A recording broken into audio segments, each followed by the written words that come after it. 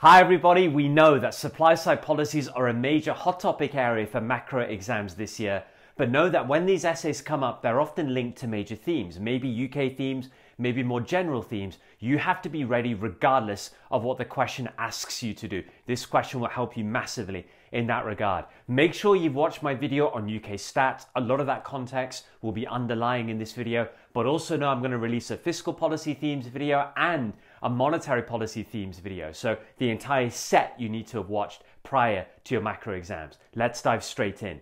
You can see what I've done. I've listed all the supply side policies on the left, broken down into interventionist supply side policies, but also market-based supply side policies in their various groups. I'll keep referring back to these as we look at various themes. So let's start by looking at supply side policies to boost potential growth in the UK specifically.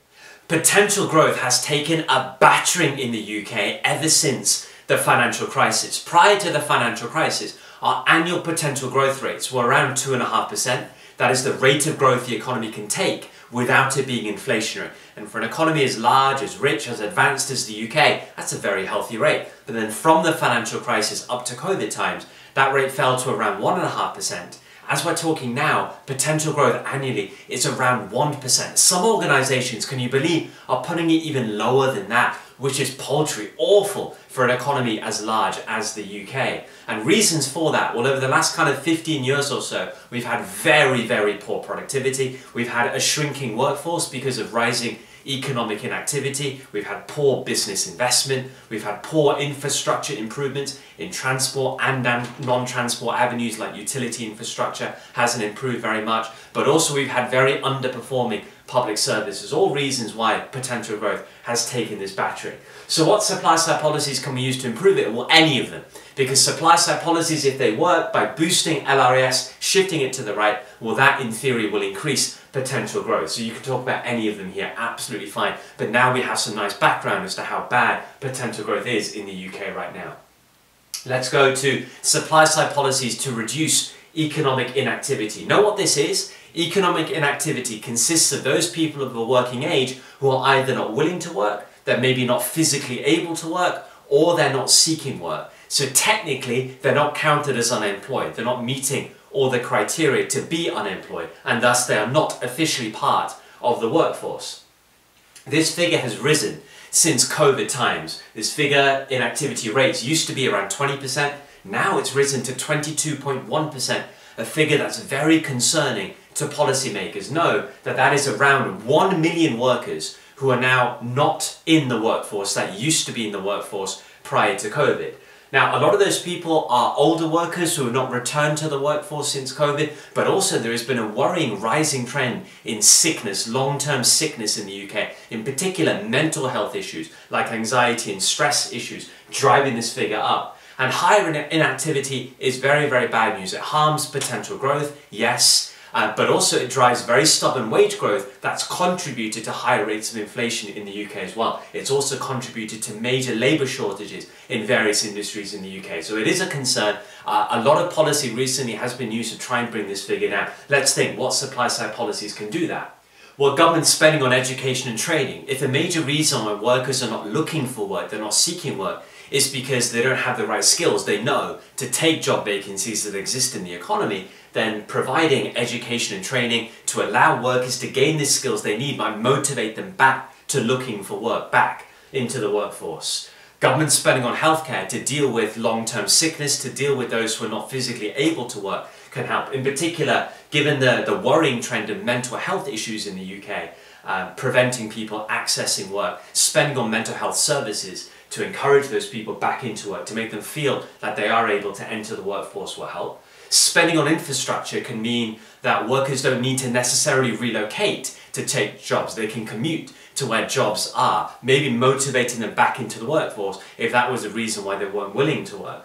Government spending on childcare is massive. Yeah, imagine if childcare is unaffordable and that's a major reason why parents are not willing to return to the workforce after having kids. That will be an awful thing. Well, that's where we are in the UK. Childcare is so unaffordable. It's a big reason why maybe one parent doesn't return back to the workforce after they've had kids.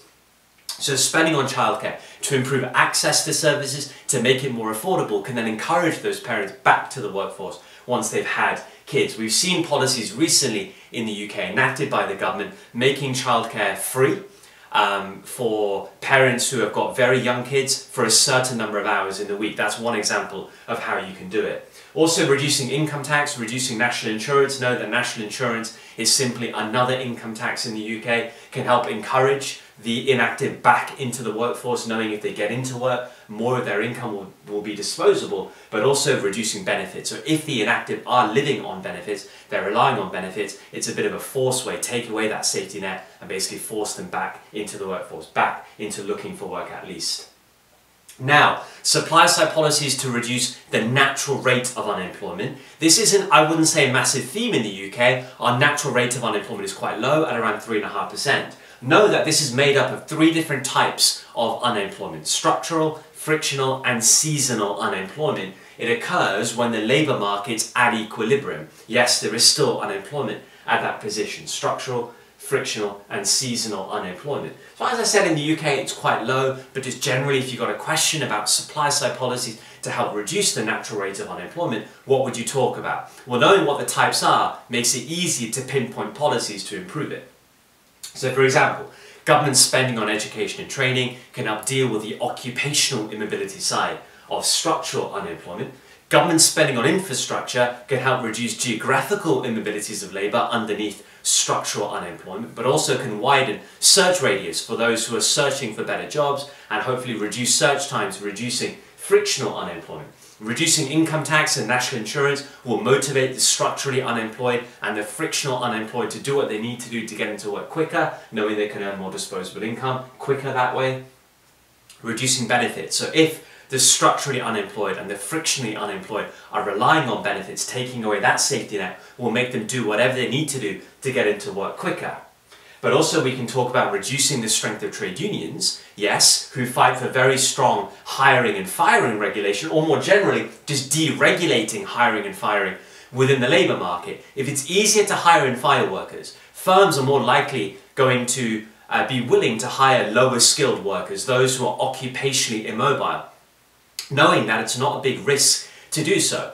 Hopefully paying them a low wage initially, training them up to be then a very productive member of their workforce, knowing that if the worker doesn't respond well to the training, they can sack them very easily, they can fire them very easily. What that does then, it helps to keep a lid on occupational immobility of labour and thus structural unemployment. It's a novel way to keep structural unemployment rates quite low and thus keep the natural rate of unemployment low. So slightly different way of looking at reducing the natural rate of unemployment there.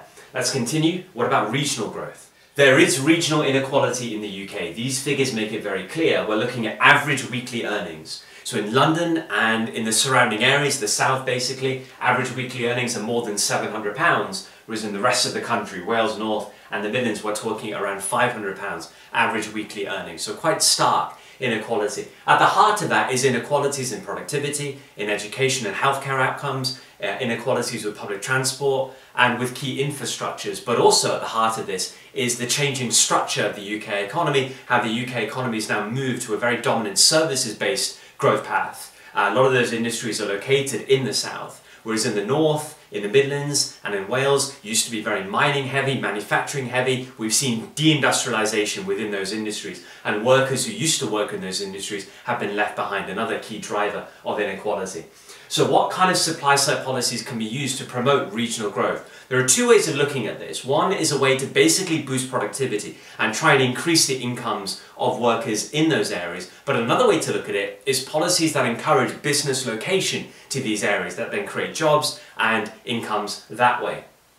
So for example, government spending on education and training, but also spending on healthcare can drive up productivity and hopefully allow these workers in these areas to access high quality jobs that are high income earning. Government spending on infrastructure can also help in 2 ways. It can allow workers in these areas maybe to commute to areas where wages are higher, incomes are higher, but also good infrastructure can attract businesses to locate to these areas and create jobs that way. We can take subsidies too is a big way to encourage business relocation and job creation, whether it's subsidies, whether it's grants, whether it's tax credits, all can do that.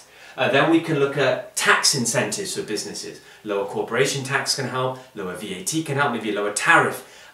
Lower tariffs can also help encourage business location if those are the tax policies in place in areas where governments want jobs to be created and incomes to rise. But also we can look more novelly at deregulation, can do the same thing, and also the creation of enterprise zones. These are areas of the country where there are unique business benefits, maybe tax incentives, maybe it's subsidies and grants that businesses can access, maybe it's better infrastructures, maybe it's deregulation. Whatever it is, there are incentives that are there for the business to encourage them to locate, to encourage them to operate there. And of course, the creation of enterprise zones, if businesses react to these incentives, can create jobs and higher incomes for workers in those regions. And lastly, supply-side policies to boost productivity, to improve the competitiveness of our exports, and thus to bring down our current account deficit. Know that productivity in the UK has been absolutely abysmal, again, since the financial crisis. So our productivity at the moment is 25% below its pre-financial crisis trend. Our average annual productivity growth rate since the financial crisis have been 0.4%. That is less than half the rate of the richest 25 countries in the world. So productivity is shocking.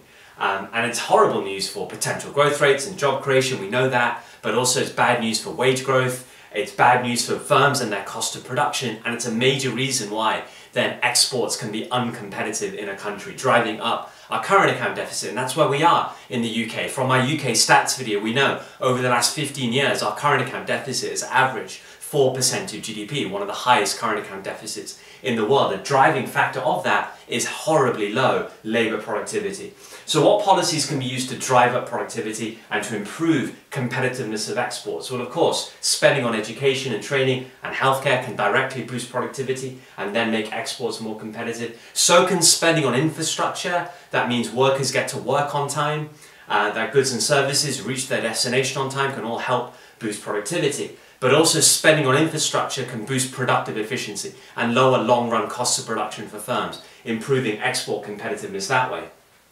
Subsidies to firms or grants to firms that encourage greater investment can boost productivity and export competitiveness. So can lower corporation tax that promotes business investment, that can boost productivity and competitiveness that way. Relaxing immigration controls, so if we get immigration coming in, workers of a working age who come in and boost productivity, that can help to improve competitiveness and drive up productivity.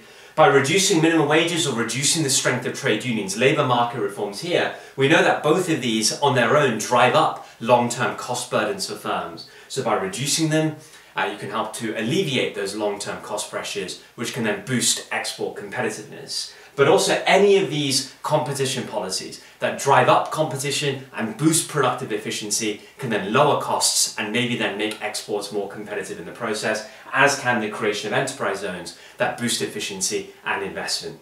To evaluate all of these policies is the easy side. Of course, we can worry about how expensive these policies are, in particular your interventionist supply-side policies, your tax reform, market-based supply-side policies. You can worry about time lags involved, how there's no guarantee they're going to work like theory suggests. There are negative stakeholder trade-offs of certain market-based supply-side policies, and also the need for these policies to be targeted. It's very easy to say spend more on education and training or healthcare or infrastructure, but we need to target policy interventions to exactly areas of need in the country if we're going to get the desired impacts that theory suggests. So that's the easy side, to evaluate these policies well.